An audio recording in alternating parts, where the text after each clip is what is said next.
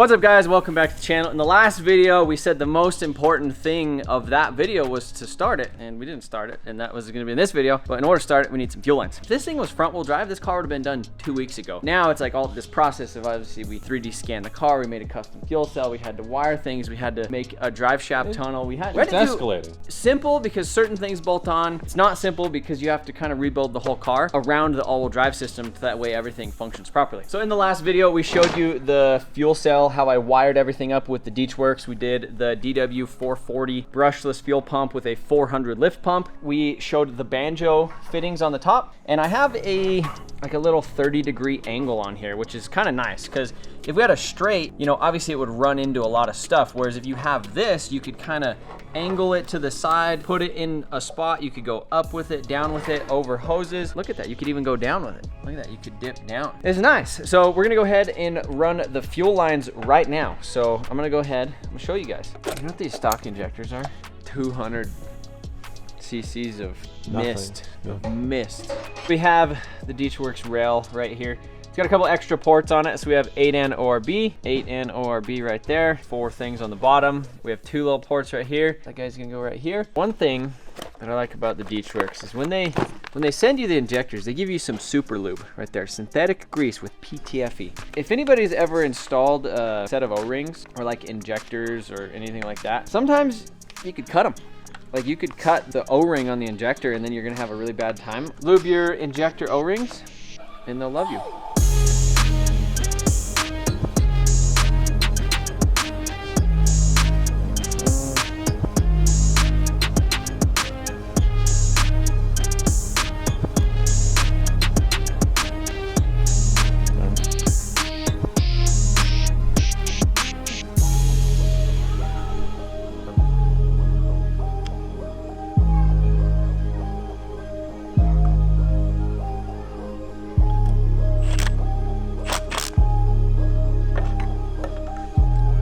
Right here, I have the fuel pressure regulator. We're gonna try to install that over here on the side of the engine. Buddy! What? Buddy, coilovers are here. Coilovers are here, dude. While I'm messing with the fuel, can you install those for me? I'm editing. I don't have time. Who's gonna install them then? I don't really have time right now. There's a dude walking out there. Hey! You want to install some coilovers for some money? I got time. Buddy. Okay. Well, there you go. There's your guy. You ever installed coilovers before? Oh, yeah.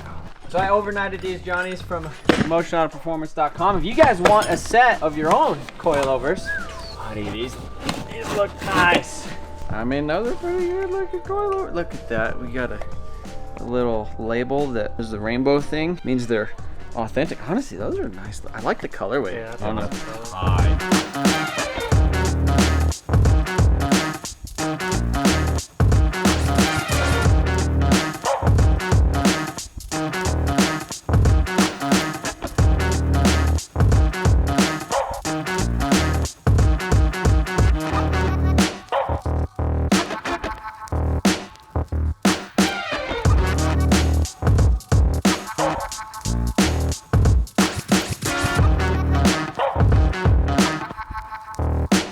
It is a new day and we are messing with some fuel lines. So we're doing some 6N stuff. We got some 8N stuff. The PTFE is rough on your fingers, I'll tell you that. Like it's just process because you got to add this little acorn.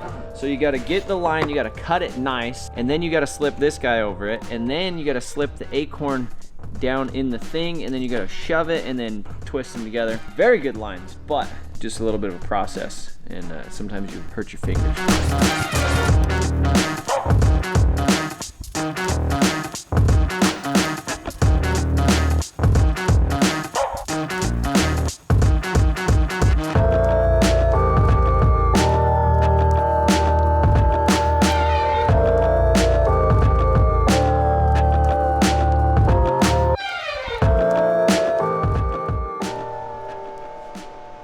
Nice looking coilover. So coilovers are installed and we need to get this fuel cell up in there. I went ahead and tightened the lines, ran them kind of out the back. I think this is going to be the best route for now. We might loop them around, do some other stuff. If we could get them around the front, we might do that as well, but I'm going to test right here in the back first. All the lines are tightened, so this almost should be the last time we have to put this in the car unless they're not right, in which case we're gonna have to pull it out. So we're gonna stick this thing up in there, see how the lines get routed, and then we'll go from there.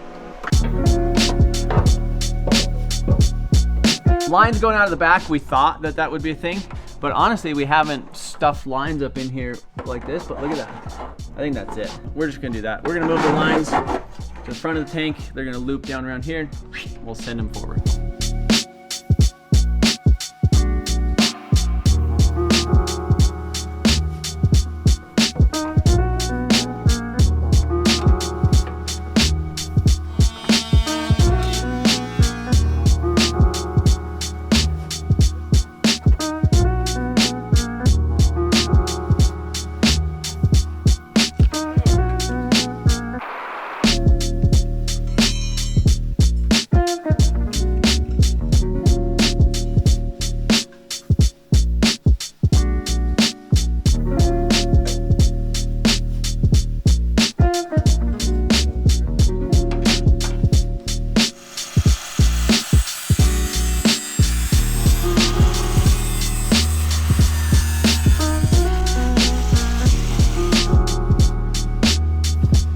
Who needs a break? I am the brake.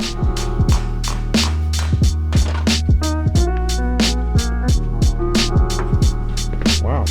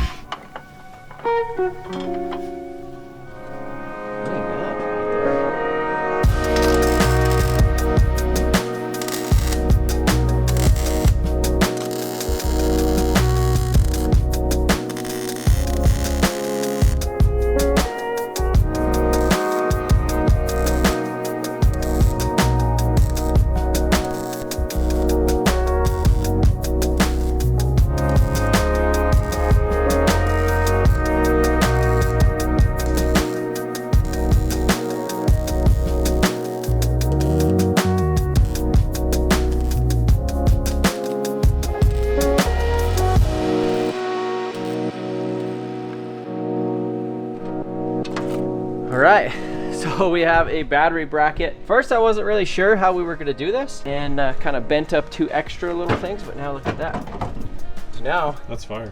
battery's in there. Basically what I'm gonna use to mount it is like right here. So you can see this is actually what they use to mount the factory batteries. So you have like a little hook on the bottom, and then going up the side, we'll just build like a little bracket that goes across the top. I'm trying to decide if I'm just gonna weld essentially a washer onto the side of that, so that way it could just hook into it. Make a little bracket for the top, and this thing will be freaking solid. Ain't going anywhere. But even right now, like I don't even think we would have to do that. We could put a rubber band around it. I mean, Bungee honestly, cable. if there's like little rubber. Remember that thing you said we were gonna do this thing right?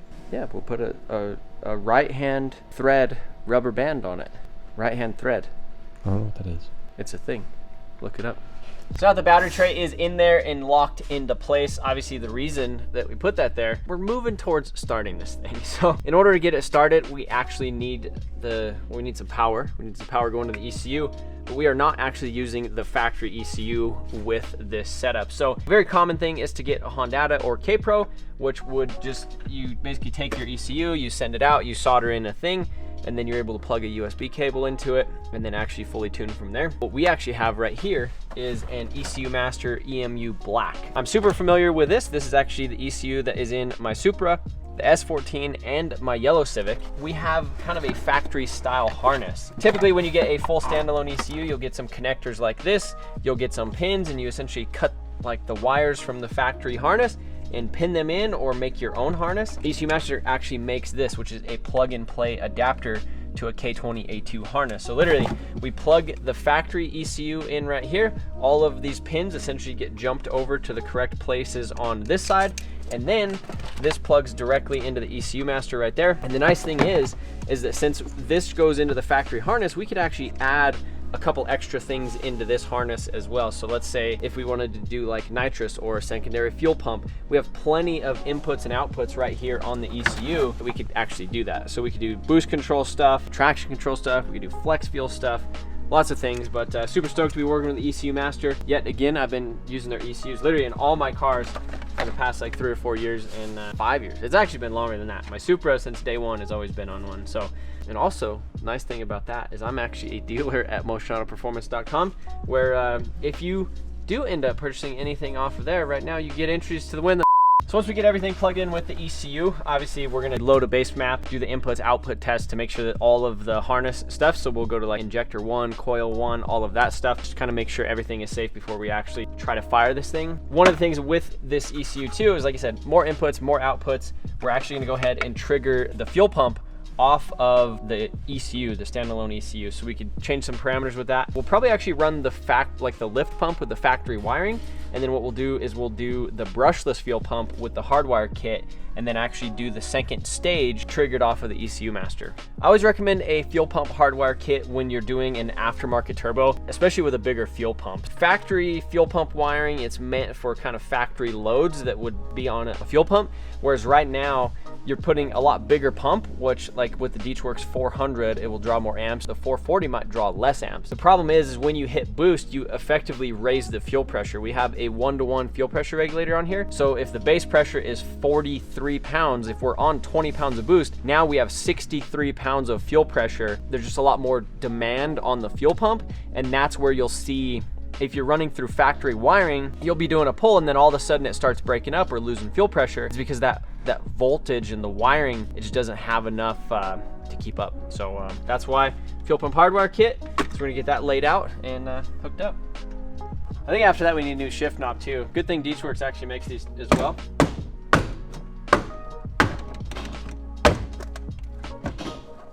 Oh dude, beautiful shift knob. Shout out DeechWorks.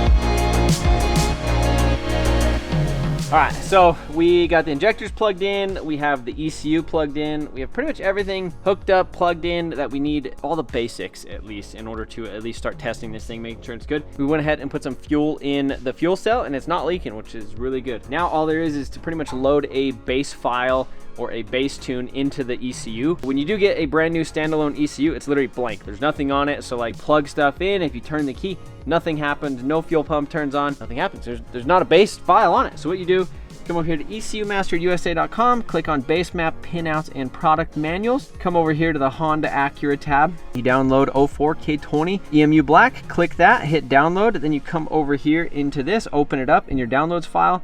You see that pop up at the top. Then what we do is we key on. That sounds like a fuel pump. Somebody already loaded the tune on this thing. But we'll go ahead and actually load this tune on it. But yeah, did you hear that fuel pump?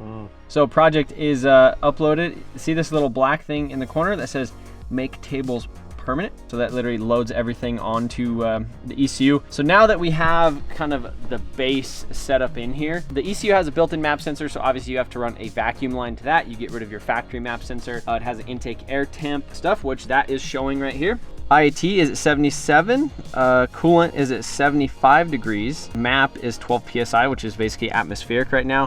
Throttle percentage is at 100%, which that means that something is wrong right there. One of the first things that you need to do though is scale your injectors. So you'll come right here, general fuel injectors. The factory injectors are 310s.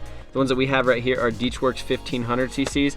So we'll go ahead and enable that. Click on the injectors wizard. So sometimes there's some base files in here for depending on the injector. They have a lot of them for DeechWorks, so you can see like a DeechWorks 1200 cc. So we'll click that because that's going to be close. So the next thing you need to do is to go to this injector calibration right here. So you can see this is showing the dead time on in the battery offset voltage. So injector will have a different output based upon your battery voltage. So let's say if you're at the track, let's say your battery's dying. Let's just start off with that. Say you have a dead battery at 11 volts, obviously it's gonna have a different spray pattern than it is at 14 volts or even at 15 or 16 volts. You have to scale basically the battery, the dead time of that stuff. So right here, DeechWorks actually provides you with all of this data. You just go over to their website, find your injectors on the website, or sometimes they put a card in there with you, but just double check the part number right here on the website and make sure that actually matches your injectors. Then if you scroll down, tuning data right there, that's exactly what we want to see. Dodge, Honda calibration, Honda, Holly Terminator X. So we'll just click that Honda calibration and we'll just look at it. So as you can see right here, battery voltage 6 volts, dead time 3.4. So we'll go ahead, come over here to the table, copy that, head right back over to the tune. So 8 volts, paste, enter. Then what we'll do is we'll essentially interpolate between these guys right there, and that will give us a kind of a perfect line in between them. So then we'll go ahead. So I'm gonna go ahead and do this for the rest of them, 10 volt, 12 volt, and 16 volt, basically interpolate, basically smooth them out in between. And then we should be ready to crank. I am gonna do the test outputs function on this thing. So we will pulse each injector, pulse each coil pack as well, make sure that everything is pinned out, and go from there. Number 1, good. Number 2, good. Number 3, good. Number 4, nice. All injectors running nice. Coil packs now, right? Noise coming from the fuse box. Yeah, it's just firing a fuse. I was afraid of that. So we're using a swap harness. Obviously this is a cheaper harness, one that you just get on the internet. It's not a $700 one, it's not a $40 one, even though there is $40 ones, it's like in between there. But I did hear that there has been issues with ignition coils being wired wrong. And it seems like when I hit right here, so right here in the output test, you could select the ignition. So this would be ignition coil number 4. You click that. You can hear it in the engine bay. You can hear it pulsing out there. Same thing. You could literally do this with everything. Look at that. You could do your auxiliaries, your injectors, ignitions, your H bridges, all that stuff. So like if you have like a boost controller or anything on an auxiliary output, you could test it. If you have a fan on an auxiliary output, you could test it. Fuel pump, any secondary auxiliary things, you could literally test it with this, which is super awesome, especially if you like wire up the car yourself or do, like, remember when we did the GM 4200? Or honestly, even when we wired the yellow Civic, we did this and made sure that injector 1 went to injector 1, same thing with coils. It's a good function. I always recommend doing that before you start a car for the first time, because you don't want injector 1 being on injector 3 or just not even working at all, and then you're sitting there cranking it wondering what's wrong with it when you could have just tested it with the ECU right now. So that's one nice thing about a standalone ECU. It gives you a lot more control. It's a really good tool for diagnosing stuff too, because you have data for everything, and when you do a pull and you log everything, it saves it all. We're gonna now diagnose what's up with this ignition coil thing, which I heard was an issue. So we'll check out in the engine bay and see what we think it could be. So the white wire, which I think should be the 12 volt constant, is now getting the pulse. The middle is the ground, I'm assuming, because it's black. The edge wire is what should actually be pulsing it. So I'm wondering if the white wire doesn't have voltage going to it, because one of these pins should have 12 volts constant when you have it on, and you could, yeah, that shouldn't be doing that at all. So we need to look at the wiring and see what this thing is doing. Figuring some stuff out. Everything kind of lies with this C101 connector. So you can see this white wire right here on the top, and this white wire right here that I have depinned. So I did a continuity test, and the injectors actually, what should have been the 12 volt actually went right here to this wire. I started looking at the diagram, and that actually went to like the cooling fan, the heater control, and went to the wrong color of wire, which was a green and white up here on this one. I was like, okay, that's a little weird. I looked and actually seen what connector needed to be 12 volt for the injectors. I looked up a pinout, and it was actually this bottom one, which happened to be the white wire on the bottom. Went and checked a bunch of wires in the engine bay, nothing went to it. I actually looked right here on the other connector that goes into the ECU, and it was that second one right there. Hard to see. I just did a continuity test to see what that bottom one went to. Started looking into a couple things. That's actually the output for the heater fan, and there was a relay clicking over there, so I think that that's actually what it was. The cooling fan essentially was getting 12 volts instead of a signal. Anyhow, it's a white wire, nothing's labeled. On the pinouts, it lined up that a white wire that went to the heater and a white wire that went to the ignition coils were essentially swapped. I'm gonna go ahead and check a couple other little things before I actually plug in some sensors. Make sure like the 5 volt actually out in the engine bay is actually getting 5 volts. We definitely don't want a cheap harness to mess up like $1,000 plus ECU or $1,200 ECU. That's kind of silly. So I'm gonna go ahead and double check a couple things before I plug it in and go from there. If you are doing this and you have this issue, double check everything, because who knows like what it could be, but we'll see. Go ahead and do a test. Everything is plugged in. I went ahead and made sure the coils had power, 12 volts, or 12 volts when the ignition was switched, and they do. So what I did right here, spare coil, a spare part spark plug, and we have it plugged into number 1. So we'll go ahead and that confirms it. So I already did that with all 4. Everything is good. That's basically exactly what we did with the injectors. I'm gonna go ahead and double check, make sure that the injectors actually have power. One concern that I have is with the 5 volt, so I don't even have like the map sensor plugged in right now. Technically, actually, I don't even need the map sensor plugged in. We have an internal map, so we don't need the map sensor plugged in. I'm trying to think if there's anything else that needs 5 volts out here. So I could actually probably use this for something else, maybe like a boost control solenoid, or in this harness, there's an extra button right there, which I don't know where those things go, but we'll figure that out as well. So a lot of just continuity tests. Basically what a continuity test is, if you guys have never messed with it, is you get a multimeter. You can see I have it right now on this little beep button. And so you can see it says OL, which means over limit. But if you take these 2 ends of the multimeter together, you touch them. For a lot of you, that will be a very basic thing that helps diagnose a ton of issues. Just like when I was trying to figure out where that power wire went, you know, it's such a basic test, but you're like, okay, a white wire, pin into that, check all of the white wires in there and see where it's going. It's going to the fan controller. It obviously needs 12 volts. Okay, well, the fan controller or the ignition coil is not going to these when I pin to it, but it's going to the fan controller. So switch them, and then we got it working. So at this point, I'm gonna double check a couple things, and then we should be able to key on and see if this thing actually runs. So on to the next issue. My TPS, if you've seen on the last screen, was basically showing 100% throttle. So I went ahead into the analog inputs right here, but the TPS voltage right there is at 4.96 volts. When I touch the throttle, it goes to 4.98 volts. So something is wrong with that. Probably the sensor wire and the 5 volt are actually switched. So maybe there's an issue with the pinning on that out there with that connector. So I'm gonna double check that.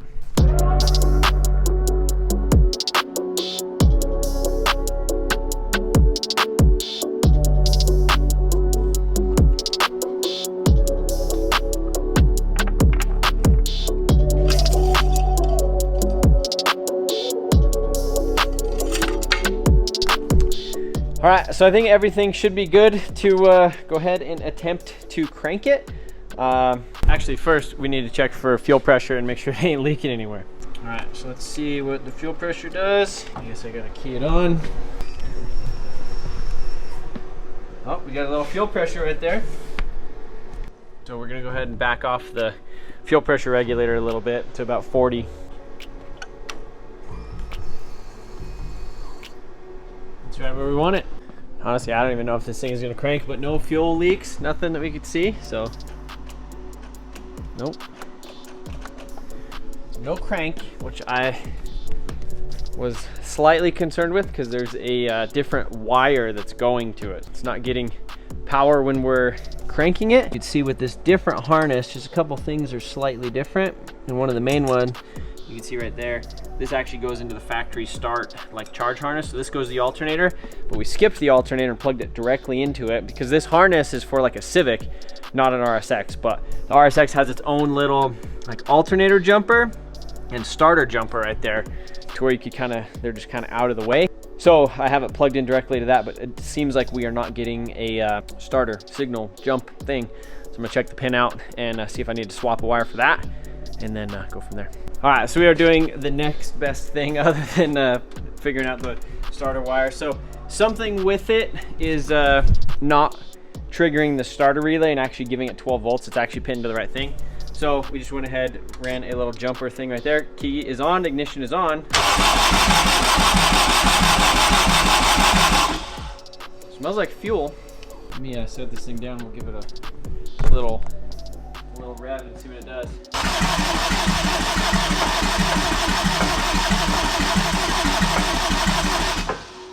I'm wondering if it's even getting ECU sync.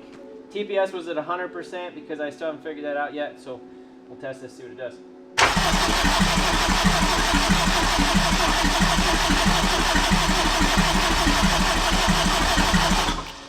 So like I said, good thing about standalones is they tell you things. So watch this right here on the bottom corner.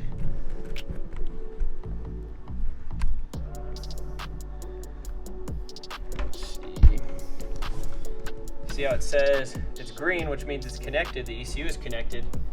But as soon as I start cranking it for a while, it's like it loses its battery voltage.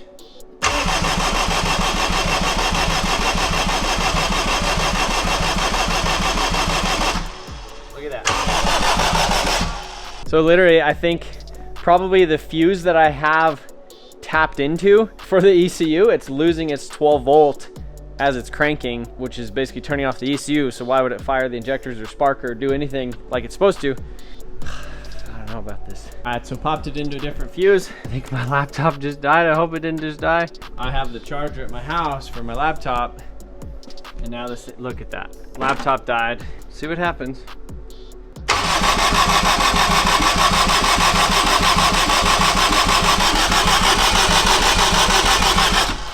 Turbo spinning. It should fire. Like there's nothing, I don't have the TPS plugged in right now, but that shouldn't matter. There's no wideband plugged in, that shouldn't matter. It should fire, at least do something. So very unfortunate, my laptop died. So we're kind of diagnosing this thing blind right now of trying to see. I don't live that close to the shop, so everything is at my house because I was messing with my truck. So we'll add this thing, see if we can fix the little dropping voltage issue. Key. Could hear the fuel pumps, 2 fuel pumps. Connect this guy. Injectors are plugged in, TPS is plugged in, so it shows 100%. And then we'll disconnect the TPS, give it a little fuel. And it's like, doesn't want to start. Man, it like, you could smell the fuel. I think technically with the TPS in at 100% throttle, it should technically cut off the injectors.